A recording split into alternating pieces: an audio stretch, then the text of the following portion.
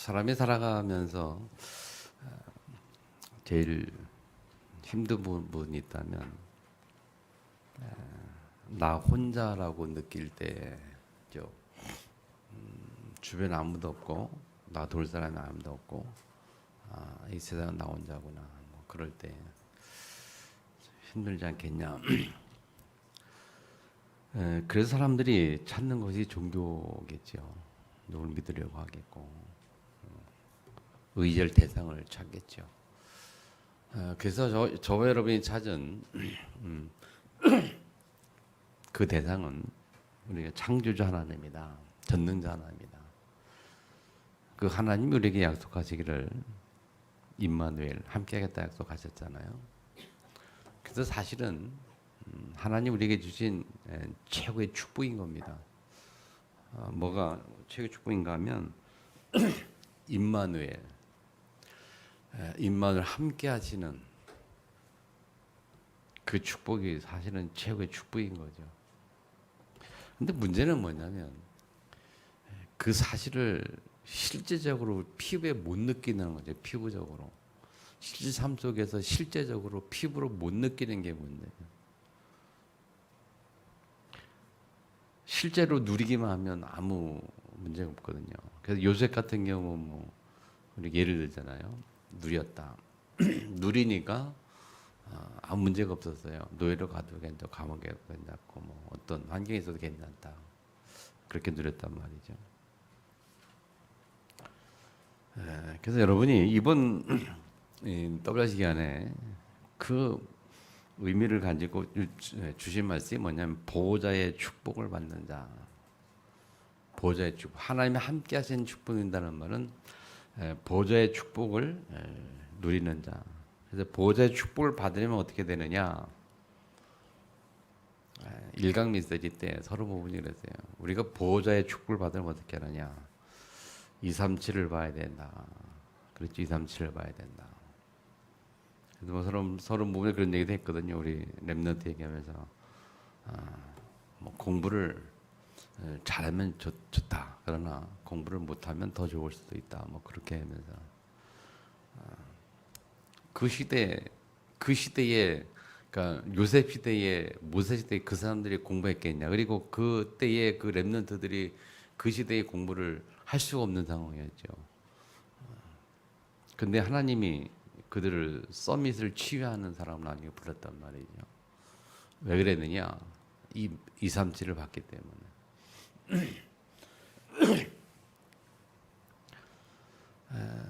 우리가 어른들이 좀 생각을 좀 많이 바꿔야 됩니다. 선진국에 가면은 우리 중고등부 아이들 보면 공부를 많이 안 시키거든요. 근데 한국처럼 공부를 시키는 나라가 별로 없죠. 많이 시킨데 뭐 그런 차이가 뭔지를 우리 참 생각할 필요가 있어요. 그래서 이제 성인식, 사명식, 파송식 그런 얘기하면서 성인식 얘기하면서 뭐랬냐? 우리에게 제일 중요한 건 공부를 많이 하고 안 하고 뭐 잘하고 못하고 그게 중요한 게 아니라 정말 하나님 신 내겐 탤런트가 뭐냐? 그 찾는 게 더 중요하거든요. 그거를 찾아가면서 전문서에서 들어가서 그것이 하나님 앞에서 발견되어지고 회복되어지고 그 방향으로 나아갈 때에 주시는 하나님의 축복은 우리가 말할 수 없어요. 결국 지난주 메시지에 주신 것처럼 결국 그것을 본 자들은 결국 서밋을 치유하는 하나님의 대사로 영적 대사로 부릴 수밖에 없는 거죠. 아멘. 그래서 보좌의 축복을 받으려면 어떻게 되냐? 237을 봐야 된다. 우리 지난주 메시지가 뭡니까? 지난주 메시지 제목이 그날 밤에 그랬거든요. 어려운 그날 밤에 하나님이 바울에게 나타나셔서 하신 말씀이었단 말이죠. 그 말씀을 하나님의 위로의 말씀을 하나님께서 주시는 위로의 말씀을 받은 그 바울이 무엇 때문에 그렇게 받았을까라고 봤을 때 뭡니까 여러분? 그 전에 사도행전 19장 21절에 바울이 잡은 말씀이에요. 바울이 자기의 인생을 설계한 말씀입니다. 뭡니까? 내가 로마에서도 증거하여야 하리라.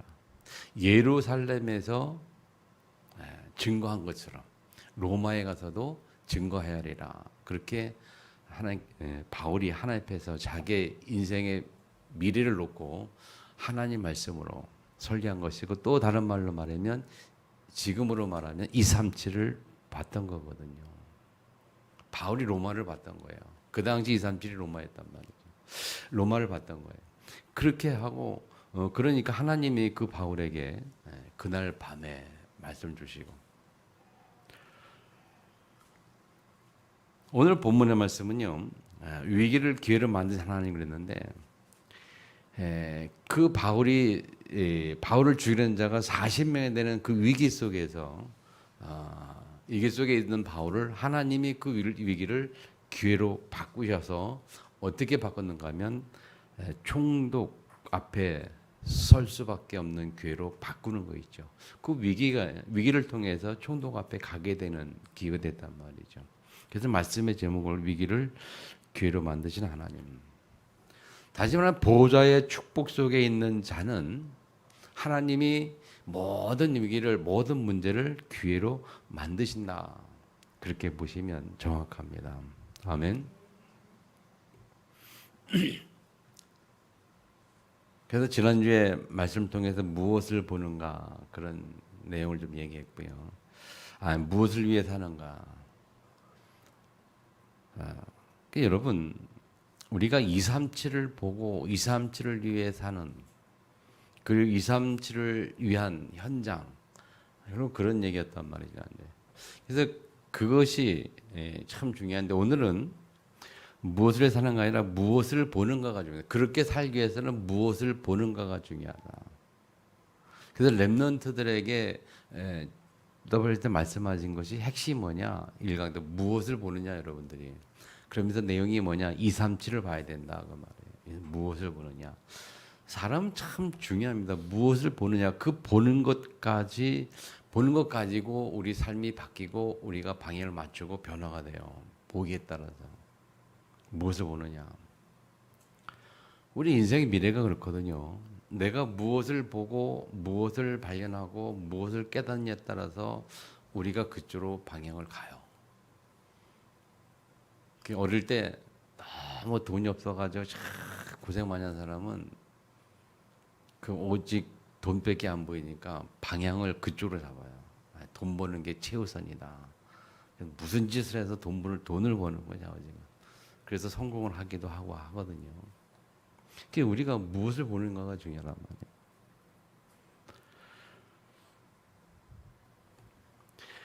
말이에요. 237을 보는 거. 그래서 다시 말하면 세계복음화 언약을 잡는다는 거. 늘 말씀드린 것처럼 하나님 나라와 그의 의를 가지고 우리의 미래를 바라보는 거. 그것처럼 중요한 게 없지요. 그렇게 되면 뭐가 보이는가 하면, 그것이 보이면 우리가 성경 속에서 뭐가 보이는가 하면 하나님의 주권이 보여요. 하나님의 절대 주권. 하나님은 당신의 절대 주권을 가지고 그 믿는 사람을 통해서, 다시 말하면 절대 주권을 가진 하나님이 그 하나님 앞에서 237을 보고 237을 내다본 사람을 통해서 하나님 절대 주권을 가지고 그 절대 주권 속에서 그 사람의 미래를 통해서 하나님의 계획을 이루어가는 그 내용이 사실은 성경의 전부거든요. 아멘. 구약 성경의 내용이 그렇고 시간이 그렇고, 그 성경 핵심이 뭐냐면 예수가 누구냐? 그리스도. 사실 창세기 1장부터 해서 원래 인간은 그렇게 해가지고 3장 사단 때 물어서 타락해가 넘어갔는데 다시 회복해줘 예수 그리스도를 회복해줬는데, 그래서 그 예수가 그리스도 원시복음 그 복음을 알고 237을 바라보는 그 사람, 그 일을 그것 때문에 성경의 역사 쓰여졌고, 그래서 그것 때문에 하나님은 이스라엘 한 나라를 선택을 했고 그의 그 나라 역사를 통해서 당신의 계획을 보여주기 시작했고, 지금 시대는 그 언약을 잡은 한 사람, 그 언약을 잡은 인생, 그 사람을 통해서 지금은 당신의 절대 계획을 이뤄간다는 거죠. 여러분, 그렇다면 우리가 진짜 잘 이해하실 것은요, 정말 깨달을 것은 그래요. 무엇을 바라보느냐, 무엇을 보고 무엇을 깨닫고 어떻게 방향을 잡느냐. 그렇게 제대로 잡은 자는 보좌의 축복을 누리는 사람이고, 보좌의 축복 속에 있는 자고, 보좌의 축복에 있는 자는 모든 위기가, 모든 문제가 기회로 바뀌는 축복 속에 들어가고, 하나님이 그렇게 그의 인생을 만들어 간다는 사실이에요.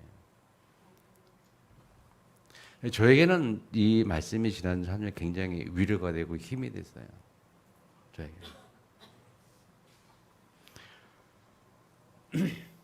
여러분 말씀 듣다시피 저희 형수가 또 저희 장남이 상대로 그 사는 집을 놓고 그 소송을 해서 지금 소송 중에 있잖아요. 근데 저희 나중에 아무것도 모르니까 내막을 모르기 때문에 제가 도와줄 수밖에 없어서, 그래서 지난주 월요일 날 그 내용을 좀 살펴보다가 아무래도 좀 안 되겠어가지고 전에 담당했던 변호사 찾아가지고 상담하면서 여러 가지 얘기 막 하면서 거기 빠져보다 보니까 월요일날 대학전도학교 제가 메시지인데 그것도 깜빡 잊어버리고 막 그냥 변호사 상담할 정도로 거기 빠져서 막 그렇게 했는데, 그래서 그렇게 들어가다 보니까 이게 잠깐 보이는 게, 이게 단순히 그 집을 뭐 살지 말고 나가라 그 문제가 아니고 그 집이 지어져 있는 그 땅에 대한 그런 것들이 포함되어 있어요, 그 속에. 그래서 그 땅을 욕심 부리고 이제 뭐 소송하는 그런 생각이 들어가지고 막 좀 상담하고 그랬거든요. 근데 가만 보니까 별로 이길 가능성도 없는 것 같아요, 변호사 얘기들 보니까.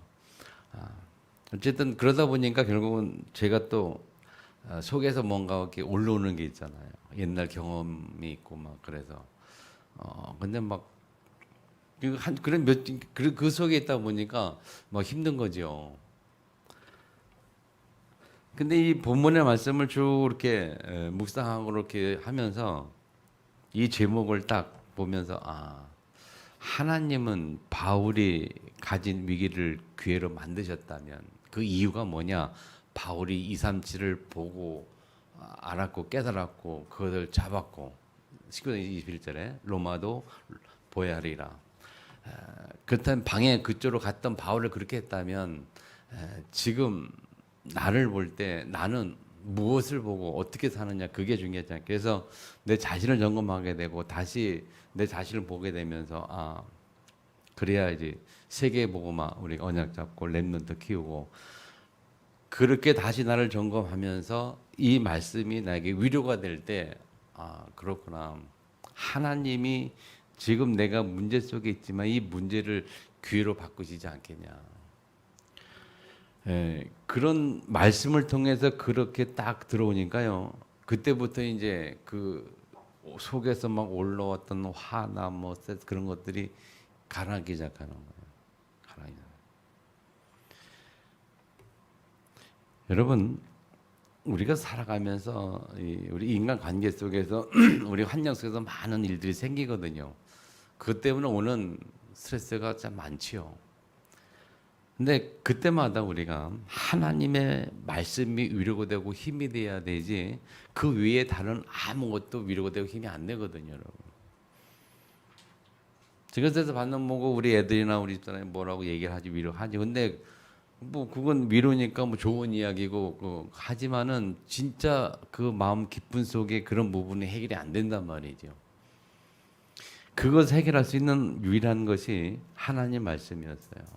하나님 말씀. 제가 예전에 참 갈등과 인생의 방황 속에서도 하나님이 주신 그 말씀 때문에 힘을 얻고 말씀 속에서 은혜를 받았거든요.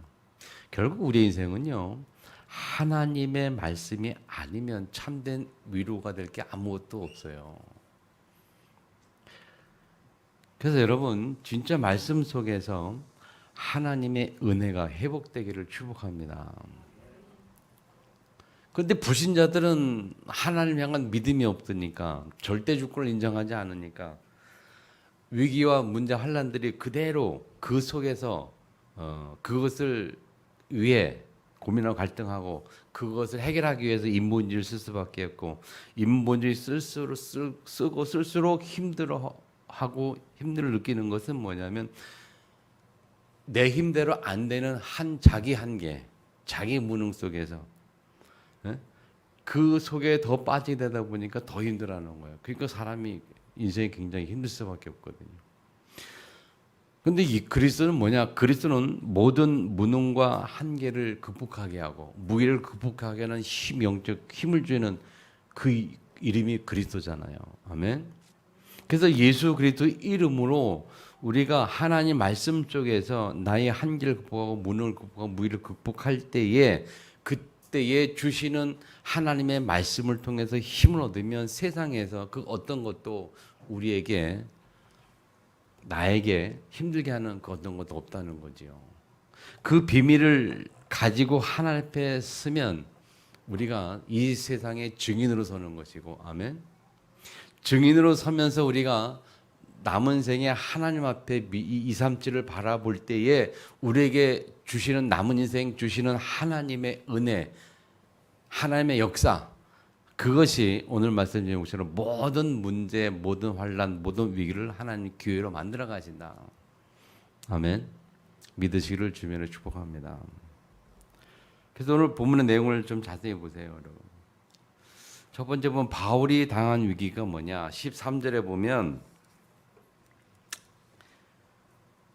유대인들이 당을 지어 맹세하되 바울을 죽이기 전에는 먹지도 아니하고 마시지도 아니하겠다.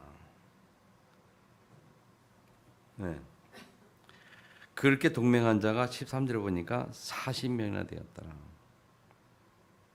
이 40여 명이 딱 뭉쳐가지고 맹세해가지고 그렇게 딱 결단한 거예요. 근데 사실 이 글로 보니까 이렇게 단순하게 그냥 잠깐 보지만 조금 생각해서 그 당시의 상황을 좀 생각해보면서 이 글을 보면 좀 더 우리가 실감을 할 수 있거든요. 뭐 지금도 우리 이 세상도 우리 주변에 40명 되는 사람들이 나를 향해서 공격하면 우리가 어떻게 했습니까? 나 혼자 공격을 당하고 있다면. 그 14절에 보면 아직 맹세까지 했고요. 그 다음에 15절에 보면 실제로 이 대제사장과 장로들에게 가가지고 실제로 말하는 거 아닙니까? 너희들은 이렇게 하라. 그들을 불러라. 천부장에게 좀 이렇게 그들을 불러라. 할 말이 있다 하고 불러라. 대장 보고.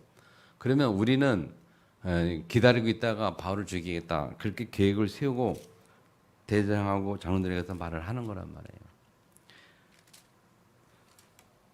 그 실제 그 계획을 딱 듣고 또 그 계획대로 진행될 수밖에 없는 그 힘을 가진 자들을 또 활용하잖아요. 대제사장 장로들 하면 그런 힘이 있거든요. 천부장한테 요구하면 천부장은 들어줘야 된단 말이죠. 그 힘이 있으니까 또 그렇게 한단 말이에요. 그래서 그럴 수밖에 없는 그 위기를 바울이 가지고 있었죠. 죽을 수밖에 없는 위기 속에 있단 말이에요. 근데 그 위기를 하나님은 바꾸시죠. 어떻게 하나님 역사하십니까? 왜 역사해야 됩니까? 하나님이 바울에게 왜 역사해야 됩니까? 로마에 가야 하기 때문에, 로마에서도 증거되어야 하기 때문에, 지난주 메시지처럼 그 때문에 하나님은 바울을 보호할 수밖에 없어요. 바울에게 역사할 수밖에 없어요. 그래서 하나님이 역사하는 방법이 뭐냐? 천부장을 움직이는 겁니다. 하나님은 불신자도 쓰시는 하나님인 줄 믿으시기 바랍니다. 아멘. 그 성경에 뭐라고 하냐면 악인도 악한 날에 적당하게 하셨느니라. 하나님이 악인도 불신자도 하나님이 원하신 때에 쓰신다는 말씀이잖아요. 그 불신자의 천부장을 움직이는데 어떻게 움직이냐? 천부장을 통해서 바울을 보호하거든요. 그래서 16절에 보면 그 천부장에게 이 사실을 알리는 사람을 또 준비시키는데 그게 누구냐? 바울의 조카다 말이죠. 하나님이 바울의 조카를 그 장소에 공모하는 그 장소에 보내서 그 말씀을 듣게 해요. 16절이죠. 바울의 생질이 매복하에 있다가 이땀을 듣고 와서 영내에 들어가 바울에게 알린지라. 그 모든 계획을 다 듣고 바울의 조카가 바울에게 알리니까 바울이 이제 가서 천부장에 가서 얘기하라. 그래서 조카가 천부장한테 얘기하는 내용이 18절 이하에 쭉 이렇게 나오거든요. 그 말을 들은 천부장은 23절, 24절에 보면 뭐라고 하면 보병 뭐 200명, 기병 70명, 그다음에 창병 200명을 준비하라. 그리고 또 24절에 보면 짐승을 준비하라. 준비하라고 명하는 거예요. 이게 하나님이 천부장 움직여서 바울을 보호할 수 있는 모든 준비를 다 갖추는 거예요. 그리고 그것뿐만이 아니고 아예 편지까지 쓰잖아요. 25절에 보면 아래와 같이 편지하니 일러스되, 그래서 편지를 쭉 써요. 정확하게 편지까지 쓰고 준비도 하고 쓰면서 총독에게 보내는 거죠. 그래서 하나님은 천부장을 움직여서 총독 앞에 서도록 하나님께서 역사하죠. 그래서 결국 세 번째가 보면 3절에 가면 세 번째 결국 바울은 총독밖에 설 수밖에 없어요. 그래서 30절에 보니까 이스라엘은 관계가 있다고 누가 내 알기로 당신께 보내며 고린도로 당신 앞에 그에게 말해야 한나이다 하였더라. 그리고 그렇게 하면서 쭉 33절에 보니까 그들이 가이사랴에 들어가서 편지를 총독에게 드리고 바울을 그 앞에 세우니, 벨리스 총독 앞에 섰지요. 바울이 섰더니 총독이 뭐라고 말하는가 하면 35절에 너를 고발한 사람들이 오거든 내 말을 들으리라. 헤롯궁에 그를 지키라 명하니라. 그러니까 내 말을 들으리라 그렇게 말해요. 결국 이 총독이 바울의 말을 들을 수 있는 시간표까지 하나님께서 만들어 주시는데, 그래서 뒤에 보면 24장에 보면 그 벨리 총독 앞에서 바울이 복음을 전가하는 내용이 나오죠. 이 뒤에 보면 벨리 총독 앞에 쓰죠, 베스도 각 앞에 쓰죠, 나중에 아그리빠 왕 앞에까지 서는 내용이 26장까지 쭉 진행이 되고 있는 거예요. 자, 이 죽음의 위기가 바울에게는 하나님이 그것을 기회로 만드셔가지고 총독 앞에 서게 하고 베스도 서게 하고 나중에 왕 앞에 서게 하는 그런 기회로 만들어 버리죠. 그러니까 이런 예는 성경에 참 많잖아요. 누가 그랬습니까, 여러분? 요셉이 237을 보고 237을 가지고 있으니까 요셉이 그러니까 노예로 가는 그 위기, 문제, 감옥에 가는 위기 속에서도 하나님은 그걸 기회로 만드셔서 준비를 시키시고 결국 왕 앞에 세우시는 거죠, 하나님. 맞죠? 요셉의 인생도 그랬고, 뭐 모세도 마찬가지예요. 살인죄를 졌습니다만은 그것이 위기가 기회가 되어서 광야로 나가게 되고, 광야로 간 것이 어려움이지만 그것이 기회가 돼서 하나님 만나게 되고, 결국 언약 속에서 다시 바로 왕 앞에 와서 바로 앞에 와서 이스라엘 백성을 이끌어내는 그 왕 앞에 서는 사람으로 만들잖아요. 다윗도 마찬가지거든요, 여러분. 이 렘넌트들을 하나님이 그런 위기 속에서, 문제 속에서 그것을 기회로 만드셔서 결국 왕 앞에 세우시게 하는 것이 그들의 인생이에요, 여러분. 오늘 바울이 그랬던 것처럼. 자, 그렇다면 우리가 무엇을 봐야 됩니까? 무엇을 생각해야 됩니까, 우리가? 이 성경 인물뿐만이 아니에요. 역사 속에도 많은 인물들이 우리에게 그 증거를 보여주고 있거든요. 어려움을 당한 그런 위기들이 변화되어 결국은 하나님의 일을 이루는 그런 역사 속의 인물들 참 많아요. 그래서 성경은 뭐라고 말합니까, 여러분? 로마서 8장 28절을 그렇게 말하잖아요. 모든 것이 합력하여 선을 이룬다. 믿음의 사람에게는, 특별히 더 나아가서 237을 본 사람에게는 더 확실하게 그 말씀이 성취될 수밖에 없다. 아멘.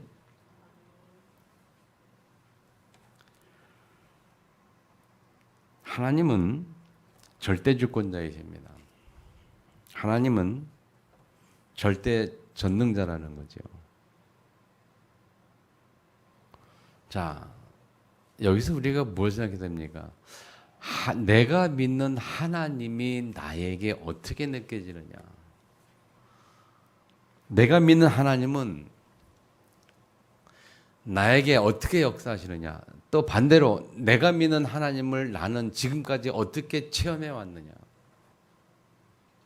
정말 중요한 겁니다, 여러분.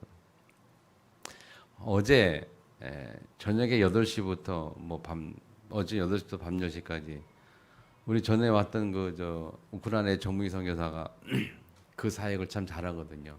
이 비대면 시대에 연결 사역을 참 잘해요. 그 전 세계의 전도학교 신학교 막 이렇게 해가지고 한국의 목사님들 강사 세우고 그 연결을 막 시키면서 강의시키면서 이제 줌으로 다 하니까. 저는 어제 에디오피아 아프리카 에디오피아 사도행전 8장에 에디오피아 넷이 나오잖아요. 그 에디오피아 나라의 목회자들 몇 명이 연결돼 가지고 전도학교를 열었어요. 그래서 그 전도학교 강사 이제 여러 명 세웠는데 제가 어저께 다 시간이 돼 가지고 어저께 하게 됐는데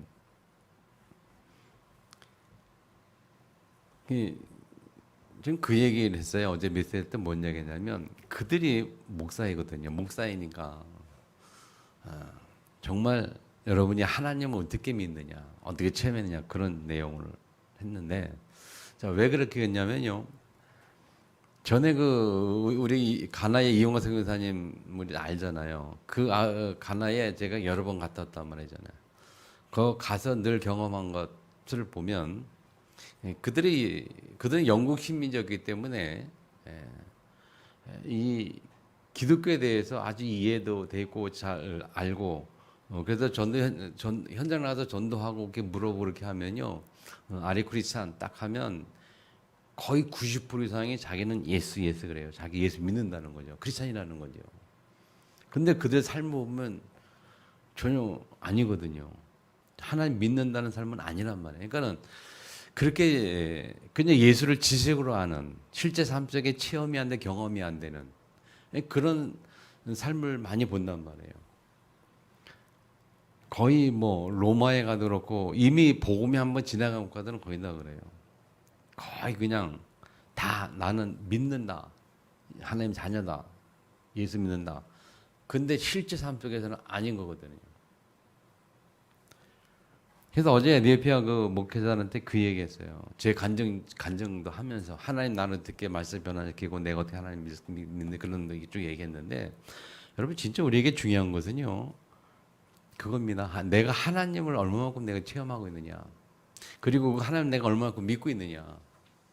그 하나님에 의해서 나의 삶이 얼마만큼 변화가 되었느냐. 그런 부분들이 실제로 점검이 되어지고 그런 부분들이 실제로 누려져야 된다는 거죠.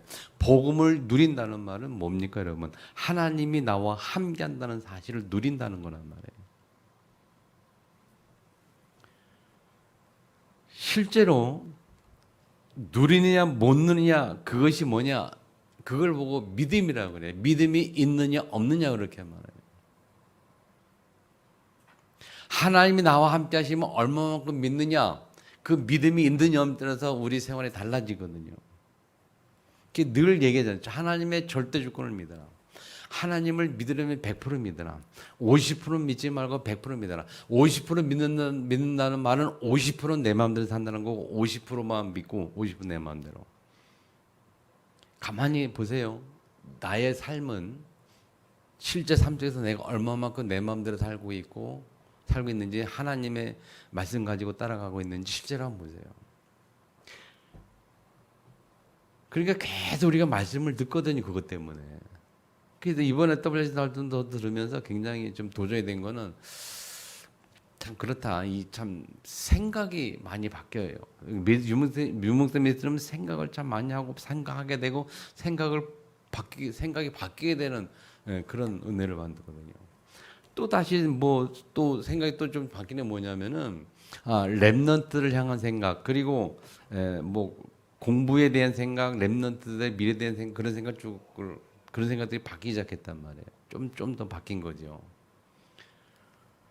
우리는 무조건 공부해라 해야 된다. 근데 정확하게 하나님 절대 주권 속에서 복음을 가지고 보면 사실은 용선 제가 말씀드려서 가만히 생각해 봤거든요. 그래서 그렇게 생각해 보니까 사실은 이 공부가 그렇게 중요하지 않은 거예요. 근데 이제 렘넌트 잘못 깨달아들면 큰일이지만 정확히 깨달으면 굉장히 중요한 거거든요. 그 성경의 내용을 보고 역사를 보니까 맞는 거예요. 용서는. 그렇잖아. 요셉이 모세 그 렘넌트들이 그 시대에 요셉이 공부를 학업할 기회가 없었다. 근데 그들을 하나님이 서밋 앞에 세우셨고 서밋을 치유하는 영적 대사로 만드셨다는 거죠. 자, 그렇다면 지금 우리 자신에게 또는 우리 자녀들에게 지금 이 시대에 어떻게 그 부분을 우리가 적용할 것인가? 그런 말씀 들으면 생각하면서 내게 적용이 돼야 되고 그 적용되는 말은 생각을 하면서 생각이 바뀌어야 되고 바뀐 생각을 가지고 우리의 삶이 달라져야 한다는 거죠. 맞습니까?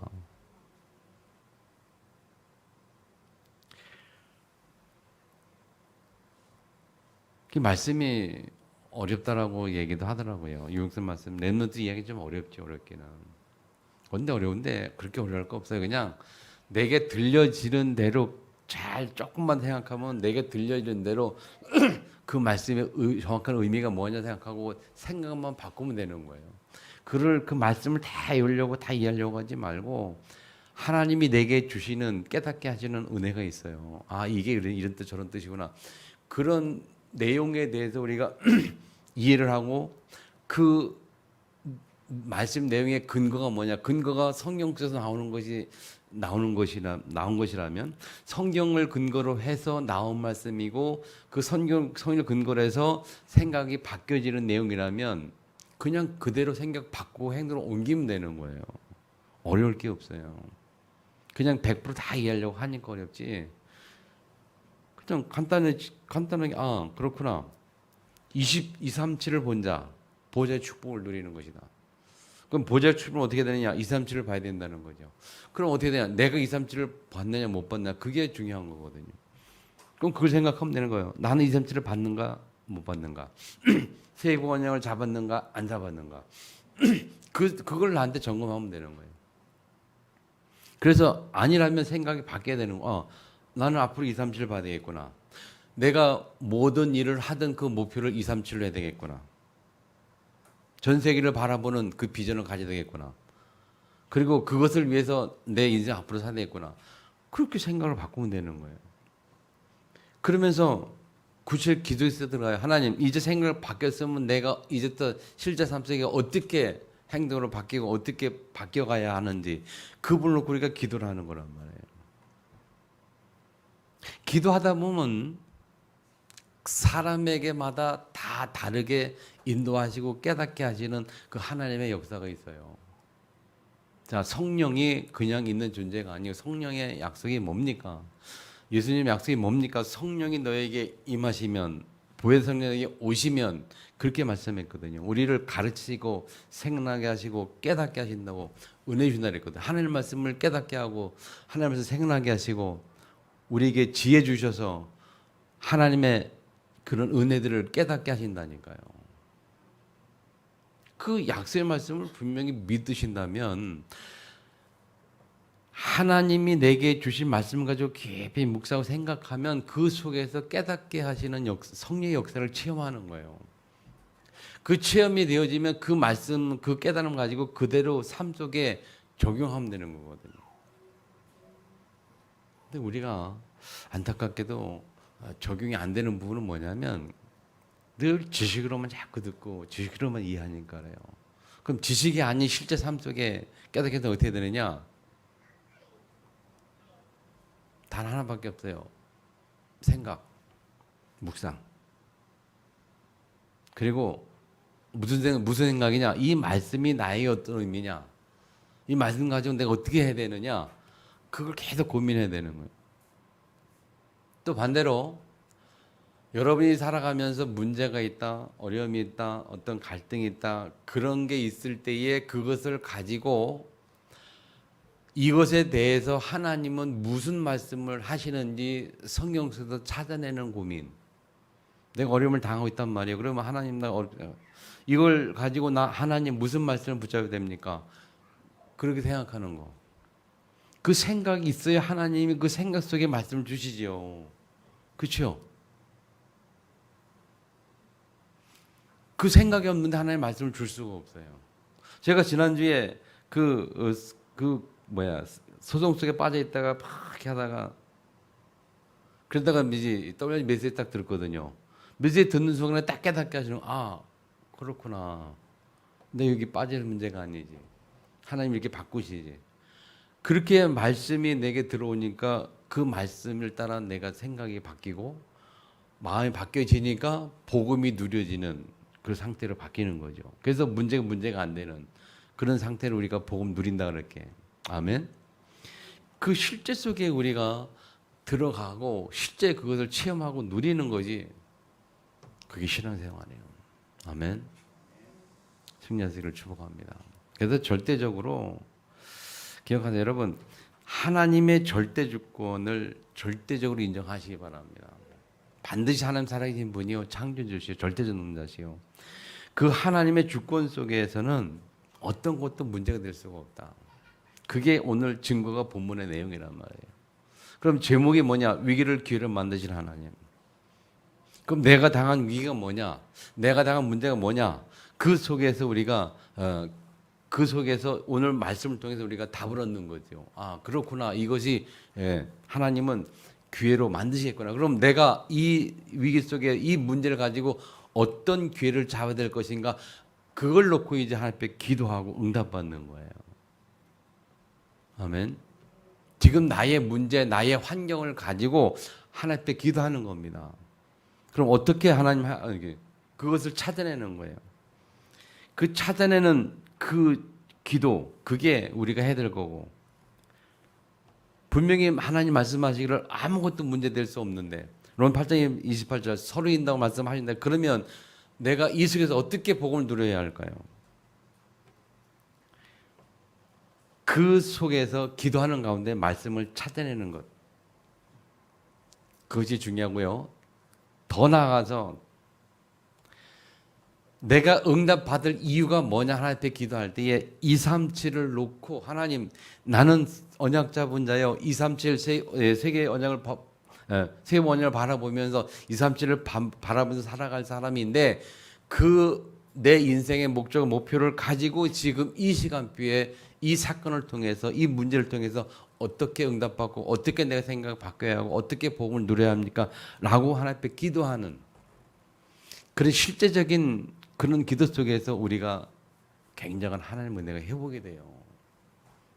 그때에 하나님에게 말씀 주시기도 하고 깨닫게 하시기도 하시면서 아무 문제도 문제가 아니고 복음 누리는 상태. 그럼 우리는 그 상태에서 복음을 누리고만 있으면 나중에 사건과 문제들은 하나님이 알아서 그냥 손으로 이루어 가시는 거예요. 알아서. 이해하십니까? 그래서 뭐 어렵게 생각하지 마시고요. 그냥 제목 하나만 딱 기억해도 돼요. 위기를 기회로만 하는 이 제목 하나 기억하셔서 계속 생각하시고 또 생각하시고 또 묵상하시고 그 내가 당한 환경 속에서 이 제목을 붙들고 계속 생각하고 묵상하시고 기도하시면서 그러면 오늘 주신 여러 가지 많은 말씀들을 많이 들었어요. 그게 우리 기억에 남아요. 그 속에서 하나님이 깨닫게 하시고 내게 주시는 답이 있어요. 그 답을 가지고 한 주간도 승리하시기를 주님을 축원합니다. 자, 주신 말씀 붙들고 통서로 같이 한번 하나님께 기도하면서 기도하겠습니다. 살아계신 아버지 감사합니다. 오늘 우리 은혜 주신 하나님께